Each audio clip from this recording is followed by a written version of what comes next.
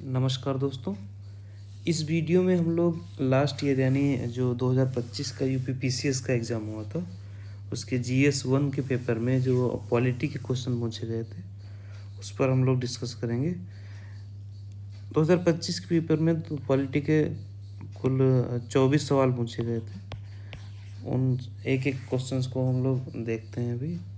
तो पहला क्वेश्चन है, with reference to creation of new all India services which of the following statements is are correct. यानी जो नई ऑल इंडिया सर्विसेज क्रिएट की जा सकती हैं उनके संदर्भ में सवाल पूछा गया है। तो इसके ऑप्शन पढ़ते हैं। In the national interest the Rajya Sabha can pass a resolution for creation of new all India service. दूसरा कथन है, the resolution for creation of new all India service must be passed by the Rajya Sabha by 2/3 majority. यानी it means 2/3 majority की बात कर रहा है, यानी जो राज्यसभा या रिजोल्यूशन पास करेगी वो 2/3 बहुमत से पारित होना चाहिए। अब हम समझते हैं कि आखिर यह प्रश्न पूछा क्यों गया है, इसका कोर क्या है, यानी किस टॉपिक से यह पूछा गया। तो आपको जैसे पता है कि संसद के 2 सदन होते हैं, राज्यसभा और लोकसभा।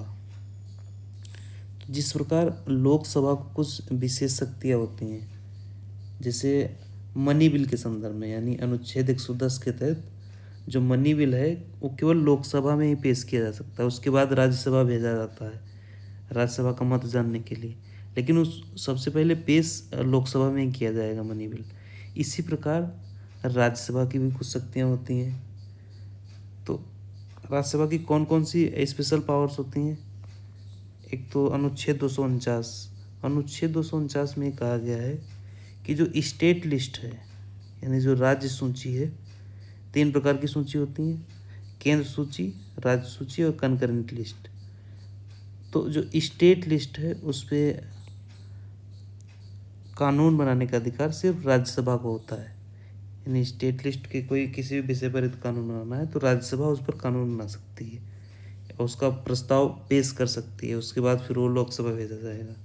इसी प्रकार अनुच्छेद 67 में यदि वाइस प्रेसिडेंट को हटाना है तो उसका प्रस्ताव सबसे पहले राज्यसभा में पेश किया जाएगा और लोकसभा में नहीं पेश किया जाएगा, स्पष्ट लिखा हुआ है। इसी प्रकार अनुच्छेद 312 में यदि कोई all India new services create करनी है तो उसका प्रस्ताव सबसे पहले राज्यसभा पेश करेगी और राज्यसभा में 2/3 बहुमत से इसका प्रस्ताव पेश किया जाएगा। अब अनुच्छेद 312 क्या कहता है?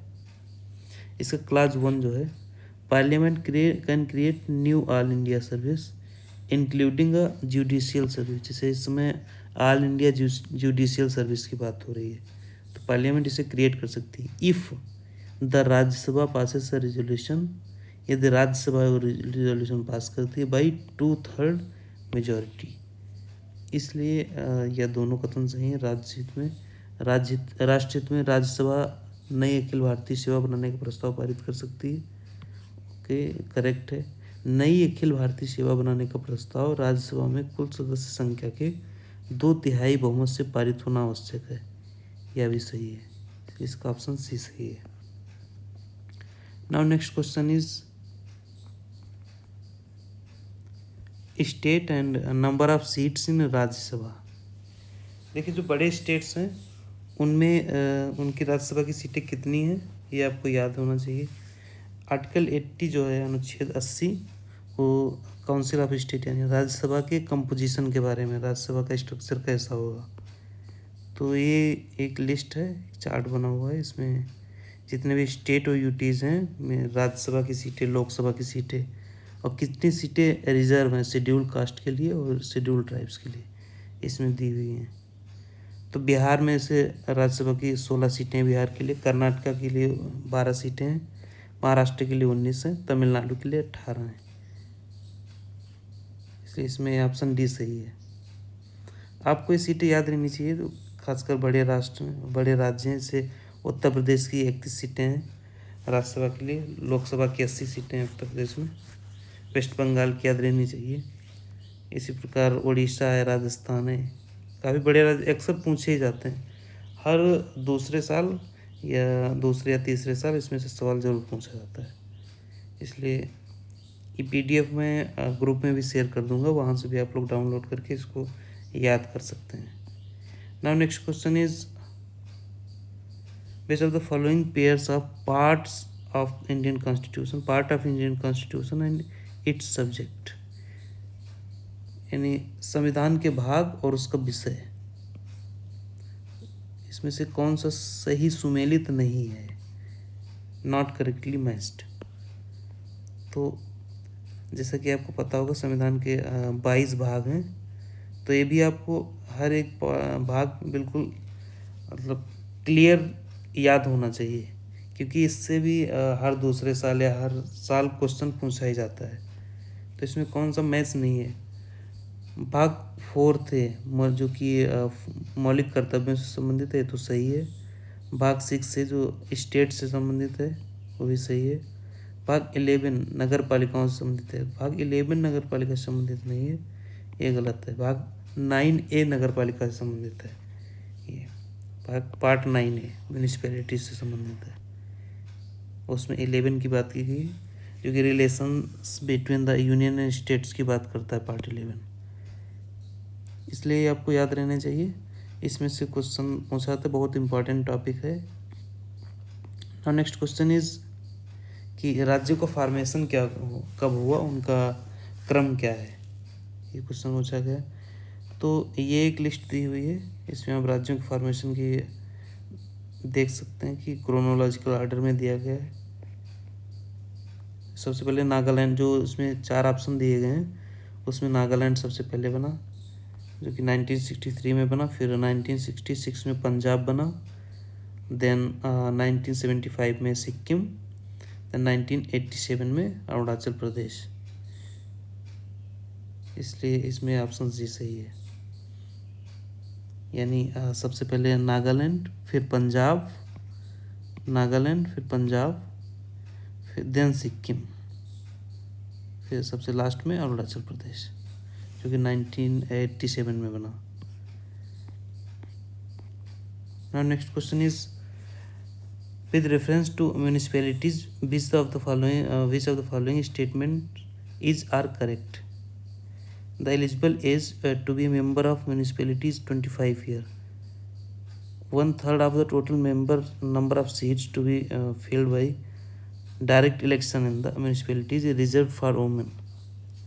तो इसका पहला ऑप्शन जो है ये गलत है, क्योंकि वो एज 21 ईयर होती है, एलिजिबिलिटी एज 25 ईयर नहीं होती है। सेकेंड ऑप्शन सही है, नगर पालिका में सीधे चुनाव से आने वाले कुल सदस्य संख्या का 1/3 स्थान महिलाओं के लिए आरक्षित है, ये ऑप्शन सही है। अब देखते हैं, इसमें कुछ फैक्ट दिए गए हैं, इनको आप लोग पढ़ लीजिएगा, काफ़ी इंपॉर्टेंट है, इससे पूछे जाते हैं। It provides for the reservation of not less than 1/3 of the total number of seats for women, इसलिए ऑप्शन सही है। डिस्क्वालिफिकेशन क्या है, no person shall be disqualified on the ground that he she is less than 25 year of age। इस ground पे किसी को disqualify नहीं किया जाएगा कि वह 25 साल से कम एज का है, यदि वह 21 साल से अधिक है। If he she has attend the age of 21 year, यही डिफिनेशन लिखी गई है, इसलिए आपको इसी तरह याद रखना चाहिए कि वह एज 21 ईयर होती है, इसलिए फर्स्ट ऑप्शन जो है गलत है। Now next question is with reference to public account committee which of the following statements is are correct, यानी लोक लेखा समिति के संदर्भ में लोक लेखा समिति अपनी रिपोर्ट लोकसभा को सौंपती है, यस ये सही है। लोक लेखा समिति में राज्यसभा के 15 सदस्य होते हैं, राज्यसभा के 15 सदस्य नहीं होते हैं, ये गलत है। टोटल 22 सदस्य होते हैं, उनका रेशियो 15 + 7 होता है, 15 लोकसभा के, राज्यसभा के 7, तो राज्यसभा के 15 इसमें कहा गया है, ये गलत है। इसको देखते हैं, लोक लेखा समिति जो 1921 में एस्टेब्लिश हुई, जब मॉन्टेग्यू चेम्सफोर्ड रिफॉर्म्स आए। इसका चेयरमैन जो है एक परंपरा बन गई 1967 से किसका चेयरमैन अपोजिशन पार्टी से अपॉइंट किया जाता है, जिसका मुख्य उद्देश्य होता है कि अकाउंटेबिलिटी मेंटेन रहे, अकाउंटेबिलिटी को मजबूत करने के लिए। पीएससी कंसिस्ट ऑफ 22 मेंबर, जैसा कि मैंने बताया 22 सदस्य होते हैं, including 15 member from Lok Sabha, 15 Lok Sabha से, 7 फ्रॉम राज्यसभा। तो इसका फर्स्ट ऑप्शन सही है, सेकंड जो है गलत है। इसमें और भी कुछ फैक्ट्स दिए गए हैं, उससे आप पढ़ लीजिएगा। नाउ नेक्स्ट क्वेश्चन इज जो PIL से संबंधित है।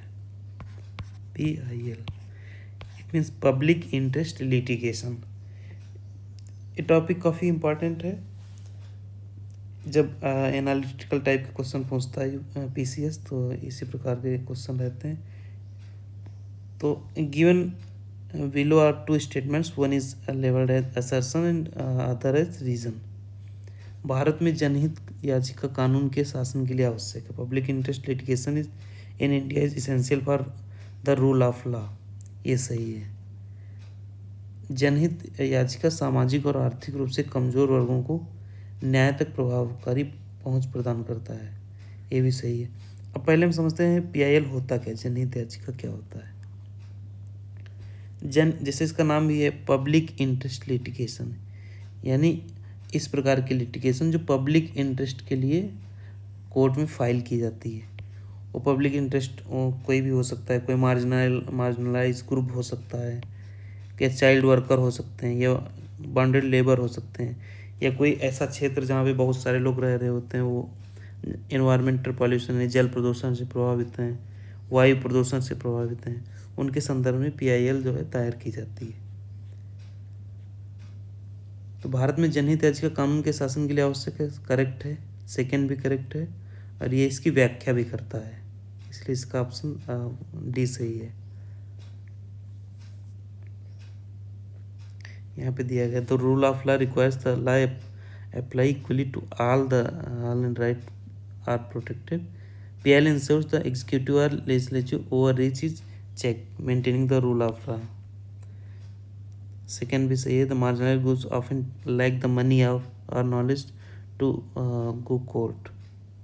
मार्जिनल ग्रुप या कोई भी ऐसा ग्रुप जो इनके पास एक्चुअली होता है कि आर्थिक रूप से सक्षम नहीं होते हैं, या उतना कानूनी ज्ञान उनको नहीं होता है, इसीलिए PIL दायर किया जाता है उन ग्रुप के लिए। Because PIL bridges the gap for the poor and ensures everyone has access to justice, it directly secures and strengthens the rule of law. Thus R is perfect explanation for A. Now next question is जो कि parliamentary form of government से पूछा गया है, ये संसदीय प्रणाली की जो व्यवस्था होती है इससे पूछा गया। India has a parliamentary system of government and in India the executive is responsible to legislature. एक क्वेश्चन इसलिए पूछा गया कि पार्लियामेंट्री फॉर्म ऑफ गवर्नमेंट जो होती है उसके कुछ फीचर होते हैं, तो उन फीचर में से जो इसका कारण है वो उसी एक फीचर को बताया गया है। भारत में कार्यपालिका व्यवस्थापिका के प्रति उत्तरदायी होती है। फीचर हम देखते हैं इसका क्या है। एक कलेक्टिव रिस्पॉन्सिबिलिटी का फीचर होता है पार्लियामेंट्री फॉर्म ऑफ गवर्नमेंट का। It means council of ministers is collectively accountable to legislature. Bharat में संसदीय प्रणाली है, ओके सही है। भारत में कार्यपालिका व्यवस्थापिका के प्रति उत्तरदायी होती है, ये इसका फीचर है, इसलिए भी सही है, और ये व्याख्या भी करते हैं। ऑप्शन D इसका सही है। इसमें और भी कई फीचर्स दिए गए हैं, आप लोग पढ़ लीजिएगा। रियल एंड नॉमिनल एग्जीक्यूटिव, जैसे प्रेसिडेंट होता है वो नॉमिनल एग्जीक्यूटिव की तरह कार्य करता है। वेल प्राइम मिनिस्टर यानी प्रधानमंत्री जो है वो एक्चुअल एग्जीक्यूटिव की तरह कार्य करता है। डुअल मेंबरशिप होती है, यानी प्रधानमंत्री एग्जीक्यूटिव का भी पार्ट होता है, साथ ही साथ लेजिस्लेचर का भी पार्ट होता है। Now next question is which among the following words were inserted in the preamble of Indian Constitution by the 42nd Constitution Amendment। यानी 42वां संविधान संशोधन जो हुआ उसमें कौन कौन से शब्द जोड़े गए थे। 42nd अमेंडमेंट जो 1976 में हुआ, इसे हम मिनी कॉन्स्टिट्यूशन के भी नाम से जानते हैं। वो इसलिए कि इस अमेंडमेंट में एक तो प्रियम्बल में अमेंडमेंट किया गया और 40 आर्टिकल्स में 40 अनुच्छेदों में संशोधन किया गया। 7th शेड्यूल हुआ और 14 नए अनुच्छेद जोड़े गए। इट मीन्स लार्ज स्केल पे अमेंडमेंट हुए संविधान में, इसलिए इसे मिनी कॉन्स्टिट्यूशन के नाम से जानते हैं। अब प्रियम्बल में क्या अमेंडमेंट हुआ? 2 नए वर्ड जोड़े गए, सोशलिस्ट एंड सेकुलर, और यूनिटी ऑफ नेशन जो था उसे unity and integrity of nation से मतलब हटाया गया। यूनिटी ऑफ नेशन हटा करके unity and integrity of nation जोड़ा गया। तो इसमें कौन कौन से जोड़े गए थे? सब socialist and secular. Option D इसमें सही है। डीपीएसपी में संशोधन किया गया, इसे भी आप लोग पढ़ लीजिएगा। फंडामेंटल ड्यूटीज भी उसी समय जोड़ी गई थी। 7th शेड्यूल में भी संशोधन किया गया। 7th शेड्यूल में संशोधन ये किया गया था कि जो जैसे कि मैंने बताया सेंट्रल लिस्ट होती है, 3 प्रकार की लिस्ट होती हैं, centre, state and concurrent list.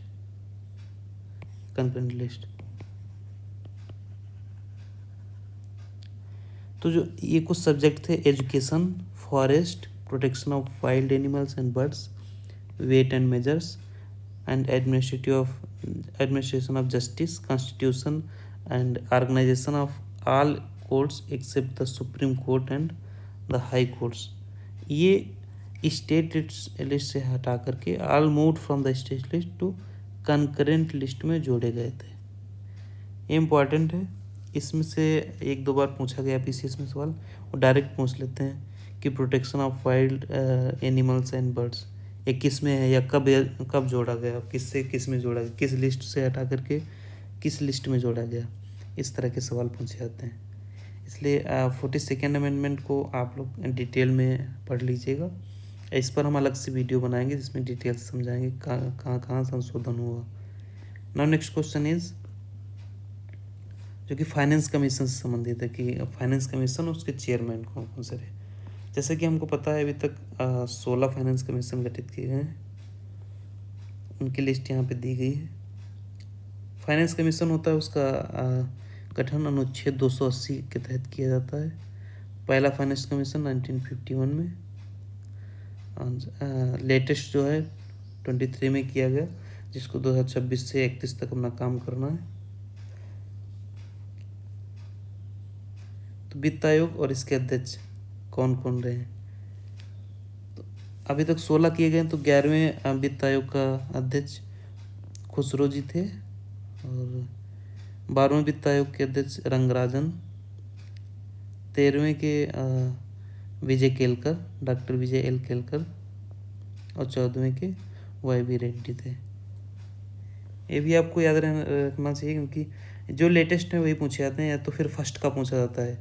के सी नियोगी सभी को याद रहता है, संतनम याद रहते हैं सबको, और एन के सिंह जो है 15वें वित्त आयोग के अध्यक्ष रहे और 16वें के अध्यक्ष हैं अरविंद पनगड़िया। तो लिस्ट दी हुई है, ये भी आपको याद रखना है। ये जैसा कि मैंने बताया टेलीग्राम ग्रुप में शेयर कर दूंगा, वहाँ से आप लोग नोट भी कर सकते हैं। Now next question is Lok Sabha and Lok Sabha speaker. ये लिस्ट दी हुई है जो लोकसभा के स्पीकर रहे हैं। तो इसमें 11वीं लोकसभा, इसके स्पीकर पी ए संगमा थे, और 12वीं लोकसभा GIMC बालयोगी, 14वीं लोकसभा सोमनाथ चटर्जी, 17वीं लोकसभा के ओम बिरला थे, यानी ओम बिरला ही हैं अभी। नाउ नेक्स्ट क्वेश्चन इज निम्नलिखित में से कौन फजल अली आयोग के सदस्य थे? अब फजल अली आयोग आपको पहले पता होना चाहिए, फजल अली आयोग क्या था। अभी तक राज्यों के विभाजन से लेकर के जो इम्पोर्टेंट आयोग हैं वो 5 आयोग हैं। धार कमीशन हो गया, JVP कमेटी हो गई, फजल अली आयोग हो गया। कई बार इनका सीक्वेंस पूछा जाता है कि धर आयोग कब बना, जेवीपी कमेटी कब बनी, फजल अली आयोग कब बना। इसके बाद जब पंजाब अलग हुआ तो शाह कमीशन बना, तेलंगाना के समय श्री कृष्णा कमेटी बनी। तो फजल अली आयोग ये जो है 19 दिसंबर 1953 में बना। Purpose made a comprehensive blueprint for state boundaries. इसके मेंबर कौन से थे, Fazal Ali, K M. Panikkar, H N. Kunzru. Means K T. Shah इसके मेंबर नहीं थे, जिसमें के.टी. शाह ऑप्शन है, ये गलत है। 2, 3, 4 सही है। के.एम. पनिक्कर, के.एम. 2 और 4 सही, सॉरी ये भी नहीं, पी सीताराम ये भी नहीं थे। Now next question is committees of constituent assembly and chairman of committees. यानी संविधान जब बन रहा था, संविधान सभा की जो समितियां थी उनके अध्यक्ष कौन कौन से थे।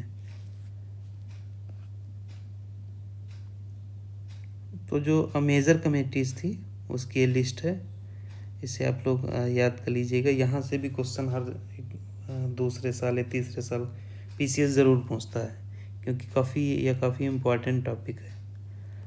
तो ड्राफ्टिंग कमेटी से हो गया, तो इसके चेयरमैन डॉक्टर भीमराव अम्बेडकर थे। Union constitution committee Jawaharlal Nehru. Union powers committee, इसके भी Jawaharlal Nehru. Provincial constitution committee Sardar Vallabh Bhai Patel. States committee negotiation के लिए बनी थी, उसके जवाहरलाल नेहरू थे। Steering committee doctor Rajendra Prasad. Rules of procedure committee doctor Rajendra Prasad. Advisory committee Sardar Vallabh Bhai Patel. इसकी 2 सब कमेटी थी। फंडामेंटल राइट की जो सब कमेटी थी GB. Kripalani. SC. Mukherjee. Minorities की जो सब कमेटी थी। तो इसमें ऑप्शन सी सही है। It means union constitution committee, इसके चेयरमैन जवाहरलाल नेहरू थे। And rules of procedure committee doctor Rajendra Prasad.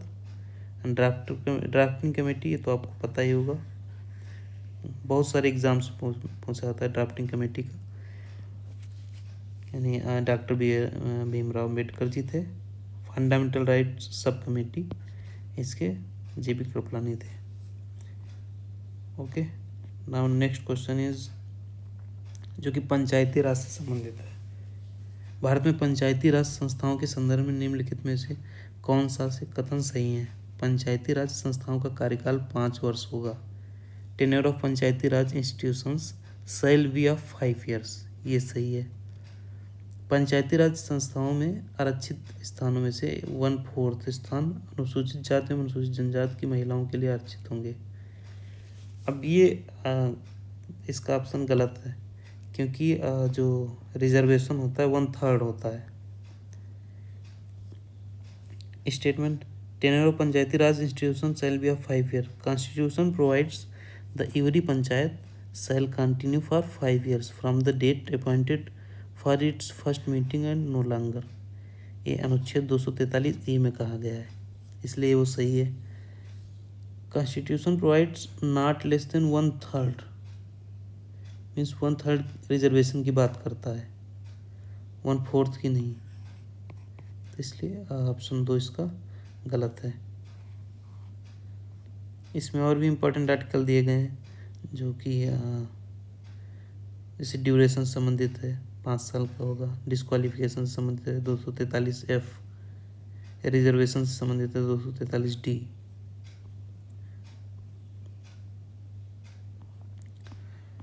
Now next question is which of the following is are financial committee of parliament in India. इनमें से वित्तीय समितियां कौन कौन सी हैं, वित्तीय समिति कौन सी है। तो ये तीनों जो है फाइनेंशियल कमेटी हैं, public account committee, estimate committee, committee on public undertaking.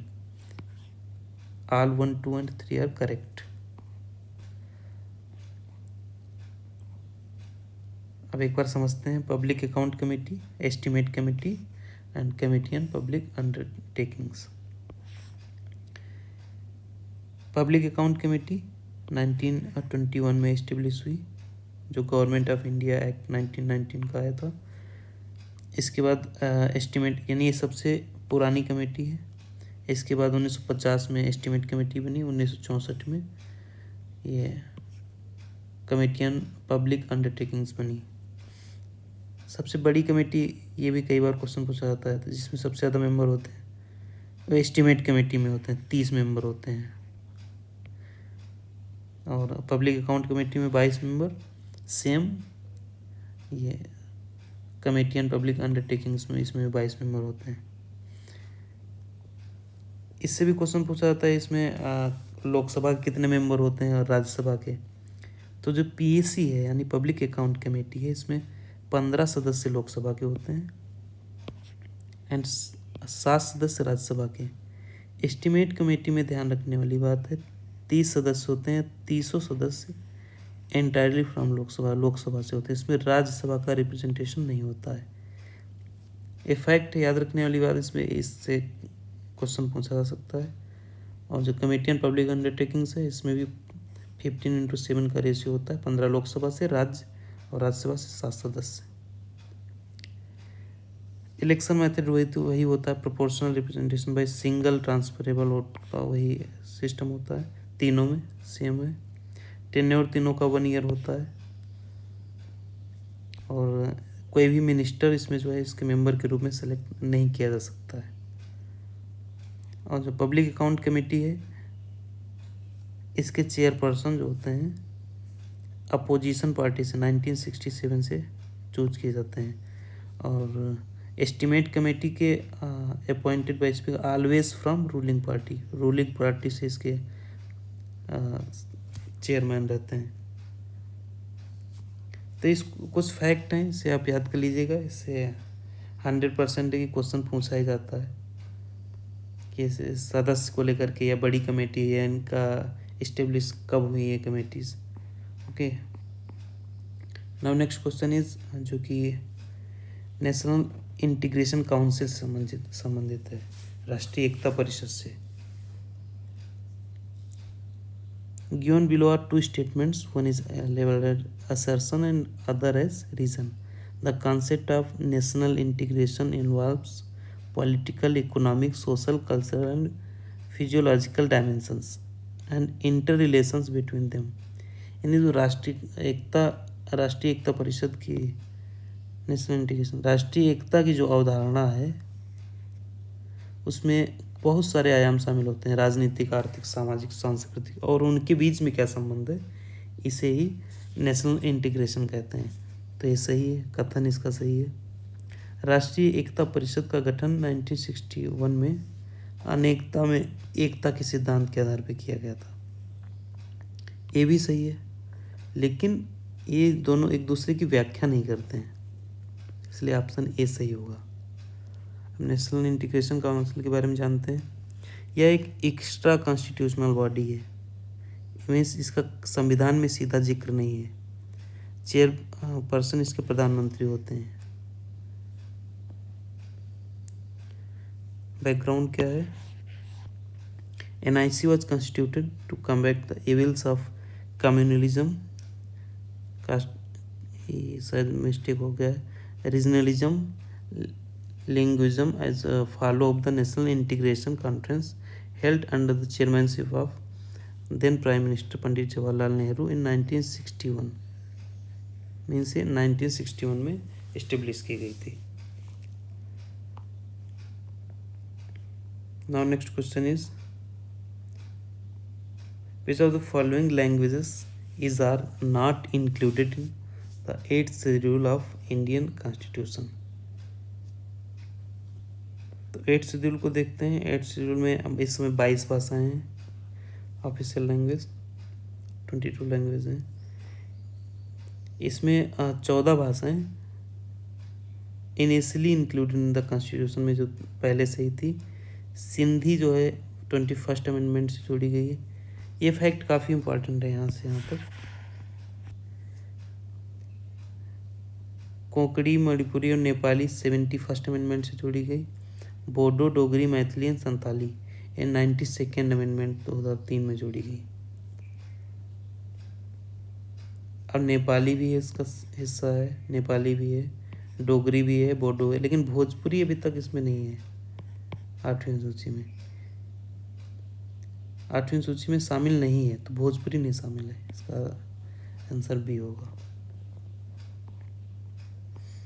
Now next question is consider the tenure of following presidents of India and arrange them in a correct chronological order starting from earliest to the last। जो राष्ट्रपति रहे इनका कार्यकाल रहा है उनको क्रम में लगाना है।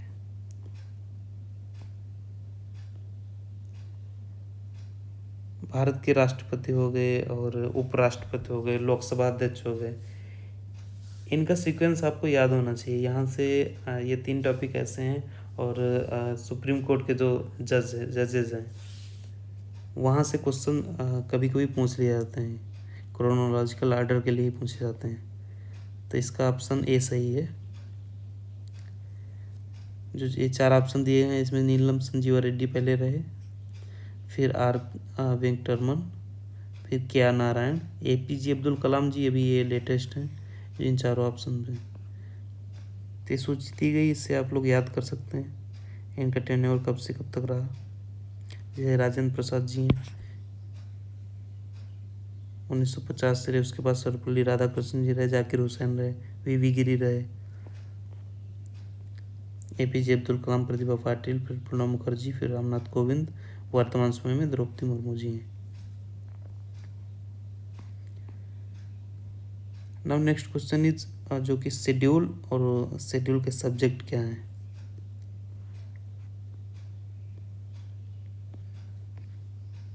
इसमें दिया गया है फर्स्ट शेड्यूल जो है name of state and it's union territory से संबंधित है। Second schedule provisions in relation allowances privileges and emoluments of president of India, governors of Indian states, इससे संबंधित है। तीसरा शेड्यूल जो है ओथ से संबंधित है। फोर्थ शेड्यूल की राज्यसभा में स्टेट्स की कितने सीटें रहेंगी, seats for states and union territories in Rajya Sabha से संबंधित है। इसी प्रकार 12 शेड्यूल हैं, आप लोग इनको पढ़ लीजिएगा और याद कर लीजिएगा, क्योंकि यहाँ से भी हर दूसरे तीसरे साल क्वेश्चन जरूर पूछा जाता है, काफ़ी इम्पोर्टेंट टॉपिक है। इवन UPSC में भी यहाँ से क्वेश्चन पूछा जाता है।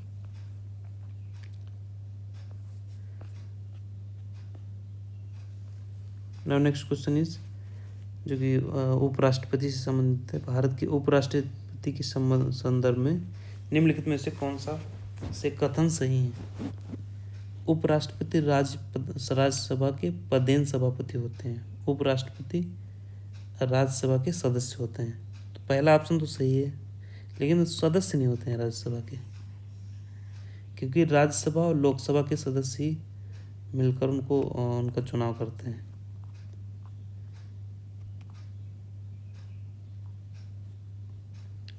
प्राइमरी रोल वाइस प्रेसिडेंट का क्या होता है, as the ex officio chairman of the Rajya Sabha, वही दिया हुआ, vice president is the ex officio chairman of the Rajya Sabha, तो सही है। Vice president member of Rajya Sabha, ये गलत है। और कुछ फैक्ट दिए गए हैं वाइस प्रेसिडेंट के बारे में, इसे आप लोग पढ़ लीजिएगा। Vice president the second highest constitution authority, राष्ट्रपति के बाद यानी प्रेसिडेंट के बाद सेकेंड हाईएस्ट अथॉरिटी होती है। Election and eligibility, elected by MPs from both houses of parliament. Okay, term जो होता है 5 ईयर का टर्म होता है। रिमूवल, जैसे कि मैंने बताया, जो राज्यसभा की विशेष शक्ति स्पेशल पावर है उसके तहत रिमूवल होता है। Removed by resolution in the Rajya Sabha only, not in Lok Sabha. Now next question is consider the following election reforms in India and arrange them in a correct chronological order starting from earliest to last।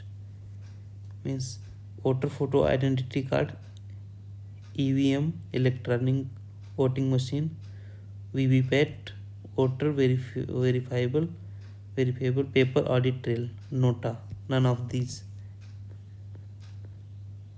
तो इसमें सबसे पहले electronic voting machine आई, इसको एक बार देखते हैं।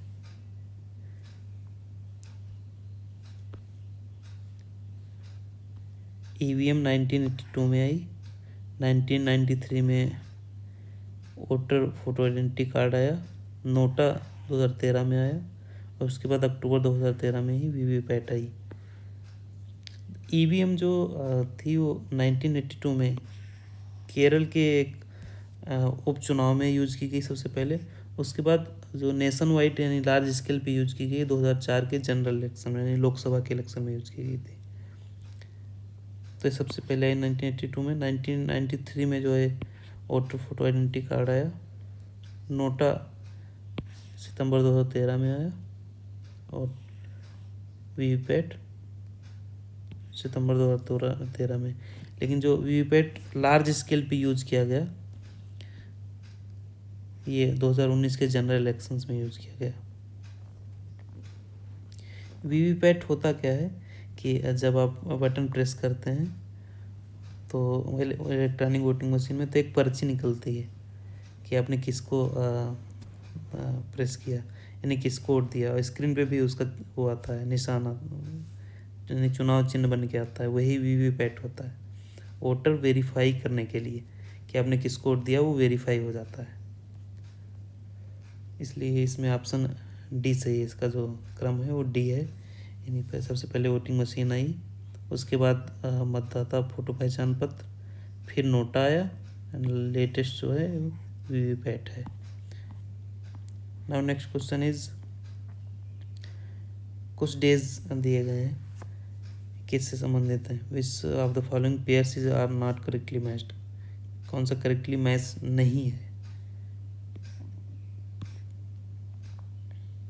तो राष्ट्रीय मतदाता दिवस भारतीय 25 जनवरी को होता है, संविधान दिवस 27 जनवरी को बताया गया है जो कि गलत है, मानवाधिकार दिवस 29 जनवरी को, ये नहीं होते हैं।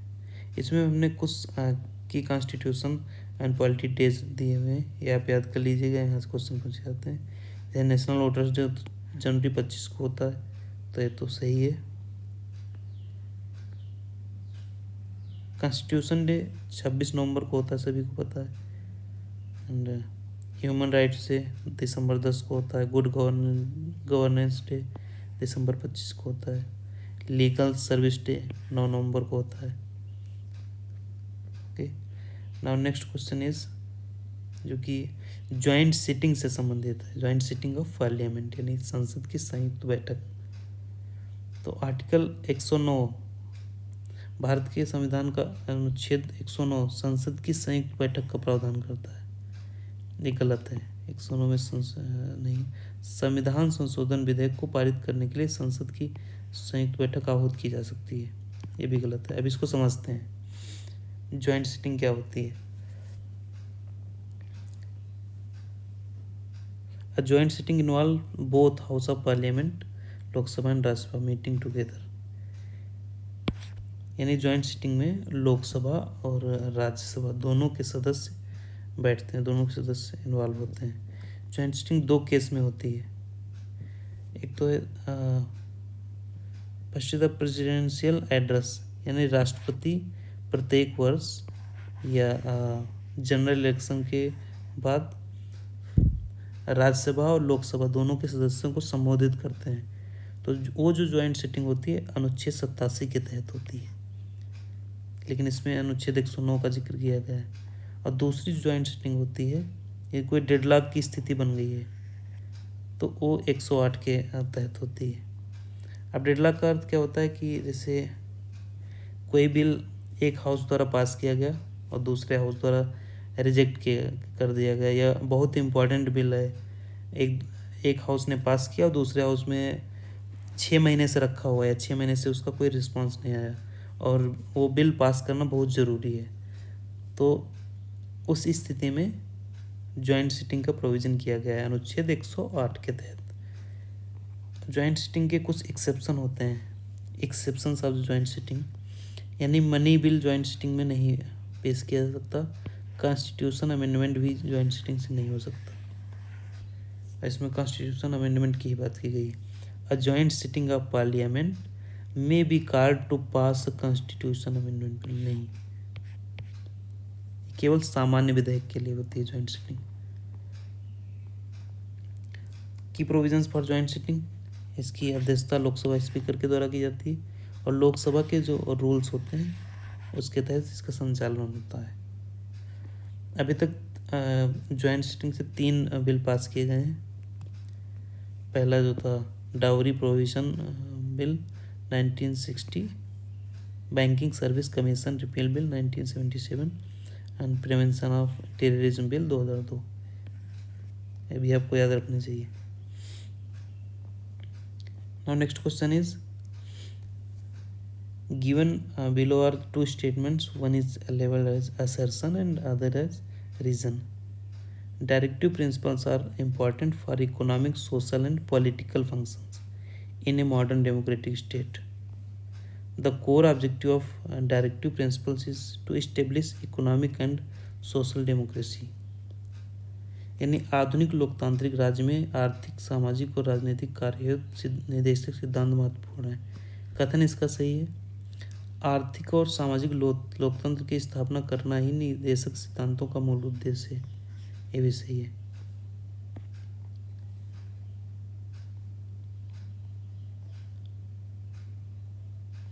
इट मीन्स ये दोनों सही हैं और इसकी सही व्याख्या करता है।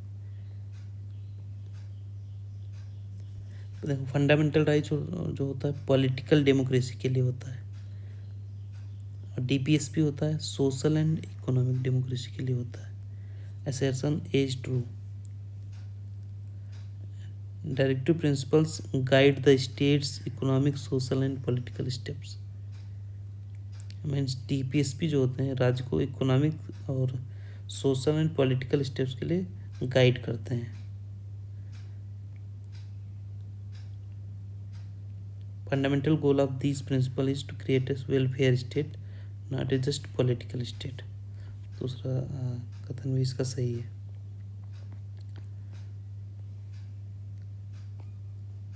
Okay friends, thank you. Next video में हम लोग जियोग्राफी और एनवायरनमेंट से रिलेटेड क्वेश्चंस डिस्कस करेंगे और इसी प्रकार पूरी सीरीज में डिस्कस करते रहेंगे। और इस पीडीएफ को मैं एक टेलीग्राम ग्रुप है जिसका लिंक इसमें मिल जाएगा आपको, वहाँ से आप लोग डाउनलोड कर लीजिएगा। Okay, thank you.